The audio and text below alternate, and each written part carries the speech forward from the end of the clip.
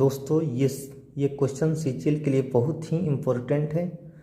Question में दिया गया है कि चलने के 1 घंटे बाद एक रेलगाड़ी दुर्घटनाग्रस्त हो जाती है।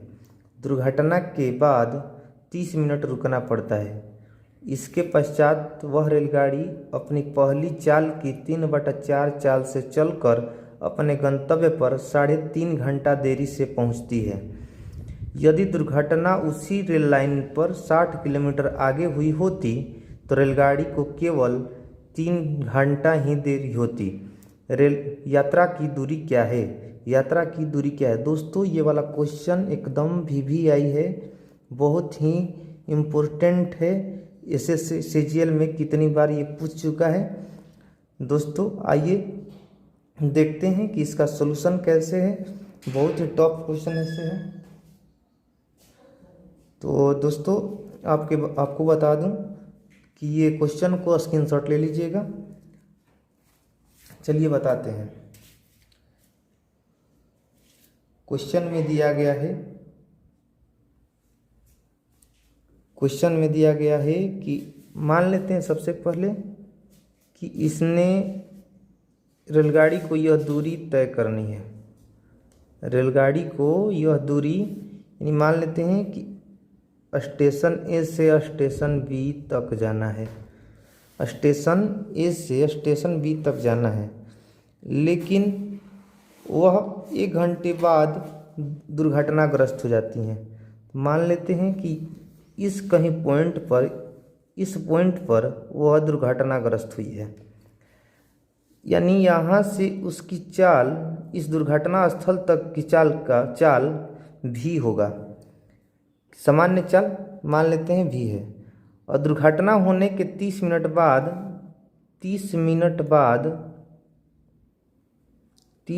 बाद वह सामान्य चाल की 3/4 से चली है। 3/4 चाल से चली है, 3/4 भी, जिससे दुर्घटना के कारण वह 3.5 घंटा देरी से पहुंची है।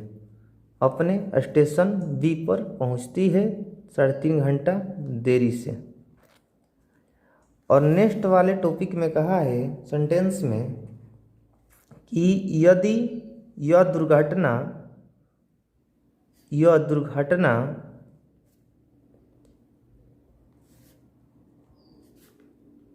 इस वाले पॉइंट पर न होकर के कहीं 60 किलोमीटर आगे हुआ होता। 60 किलोमीटर आगे मतलब कहने का मतलब इस वाले पॉइंट पर दुर्घटना हुआ होता तो उसको 3 घंटे की ही देरी होती है। 3 घंटे ही केवल देरी होती।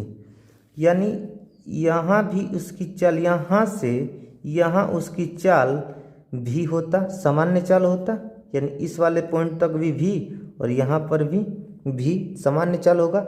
लेकिन दुर्घटना के बाद यहाँ भी 30 मिनट का ब्रेक होता है, रुकती है, और उसके बाद वह 3/4 चाल से चलती। 3/4 चाल से यहाँ मान लेते हैं, सेम पे बना लेते हैं, यहाँ भी 3/4 चाल से। चलिए एक बताते हैं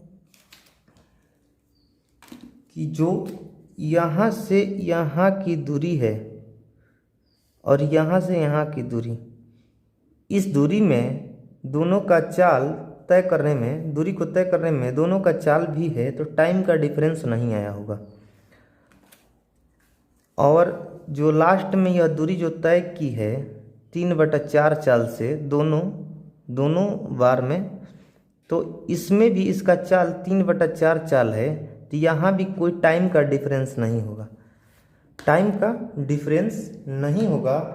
लेकिन जो यहाँ से 60 किलोमीटर की दूरी है, जो हरी लाइन दिख रहा है आपको, यहाँ से यहाँ की दूरी है, जो इसको तय करने में टाइम का डिफरेंस लगा होगा।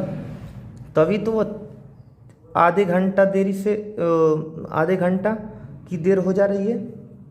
टाइम में डिफरेंस कितने का हो जा रहा है? दोनों जो समय है दुर्घटना होने के बाद का ही है, लेकिन इसमें 3.5 घंटा लग रहा है। इस अगर 60 किलोमीटर आगे हुआ होता 3 घंटा देरी से ही पहुंचता। तो इस दूरी में कहीं ना कहीं हमको क्या करना है कि समय में डिफरेंस हुआ होगा। तो आइए दोस्तों आगे बढ़ते हैं।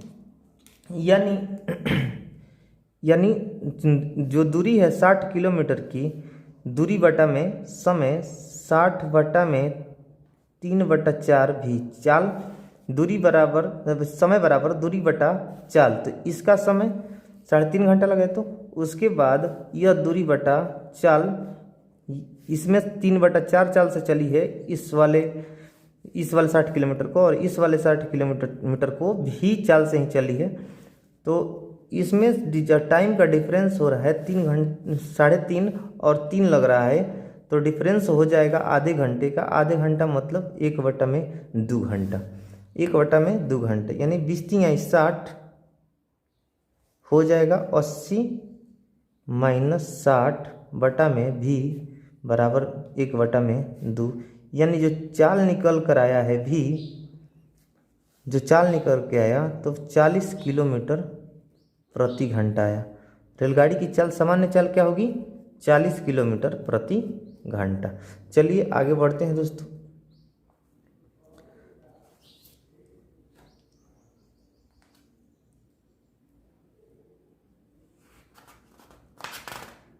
स्क्रीनशॉट ले लीजिएगा। तो चलिए अब तो आपका निकल कर आ गया है। चलिए फिर से एक डायग्राम बना देता हूँ। एक उसी में का डायग्राम है, फर्स्ट नंबर डायग्राम ले लेते हैं। यही था डायग्राम कि ये 60 किलोमीटर था, इस वाले पॉइंट पर दुर्घटनाग्रस्त हुआ है 1 घंटा बाद, और यहाँ से यहाँ की जो चाल दूरी है 3/4 चाल से चली है, 3/4 चाल से चलिए। यहाँ पे देखिए, अगर मान लेते हैं कि सबसे पहले जो दूरी है, टोटल दूरी यहाँ से यहाँ तक की दूरी, टोटल दूरी x किलोमीटर है, टोटल दूरी x किलोमीटर है। जब यह सामान्य चाल से, जो सामान्य चाल आया है 40 किलोमीटर प्रति घंटा, तो इसको सामान्य अगर दुर्घटना नहीं हुआ होता तो इसको क्या होता, x/40 समय में यह तय कर लेती गाड़ी। यह जो दूरी है x/40 समय में यह दूरी तय कर लेती। लेकिन उसको क्या हुआ है कि 3.5 घंटा दुर्घटना होने के बाद, सॉरी 3 सही 1/2 घंटा देरी से पहुंच रही है दुर्घटना होने से। तो दुर्घटना होने में हो रहा है, तो इसको टोटल समय कितना लग रहा है, तो टोटल समय कहेंगे 40 किलोमीटर, यानी 1 घंटा में कितनी दूरी तय करेगी, 40 किलोमीटर की दूरी तय करेगी। 1 घंटा बाद दिया है ना, दुर्घटना हुआ है, तो 40 किलोमीटर प्रति घंटा है, तो दूरी भी क्या होगा, 40 किलोमीटर की दूरी तय की होगी। तो अब इसमें समय, तो यहाँ से यहाँ तय करने में इसकी दूरी कितना लगा, स्टेशन ए जो मान के रखे हैं से दुर्घटना स्थल तक जाने में उसको समय कितना लगा, तो 1 घंटा आप कहेंगे कि लगेगा, 1 घंटा लगा, प्लस उसके बाद यहाँ से यहाँ तय करने में उसको कितना समय लगेगा, तो 60/3/4 चाल, 3/4 × 40 यानी 30 किलोमीटर प्रति घंटा 10। तो टोटल समय हो जाएगा, सॉरी यहाँ से यहाँ की दूरी कितना है, तो x - 40, सॉरी यहाँ पे फिर से बना देते हैं। यहाँ से यहाँ की दूरी तय करने में 1 घंटा, प्लस यहाँ से यहाँ की दूरी कितना होगा, तो टोटल दूरी मान के रखे हैं हम x, टोटल दूरी कितना मान के रखे हैं, x मान के रखे हैं, तो 40 घटा देंगे तो यहाँ से यहाँ की दूरी हो जाएगा, तो 40।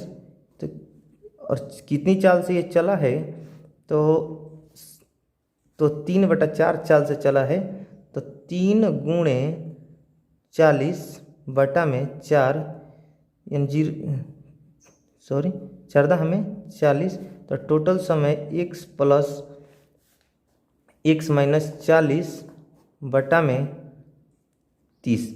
तो ये जो है दुर्घटना होने पर समय लग रहा है, और ये जो सामान्य अगर चाल से गया होता, टोटल दूरी चला होता, तो ये समय लगा होता। लेकिन इसको दुर्घटना होने के कारण 3.5 घंटा देरी से पहुंच रही है।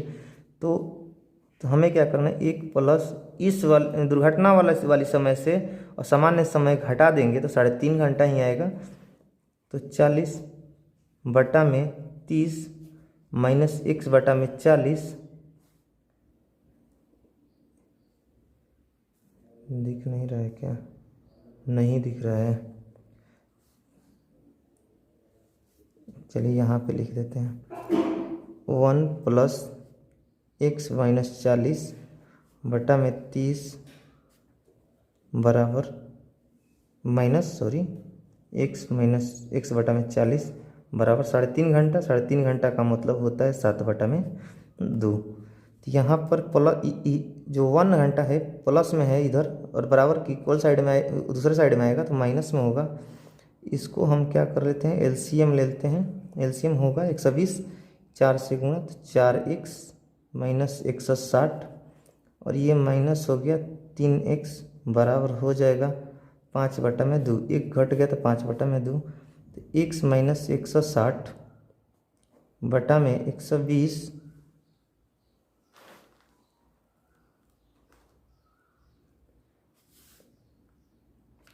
120, इतना लंबा क्वेश्चन इनकी, बराबर 5/2 60।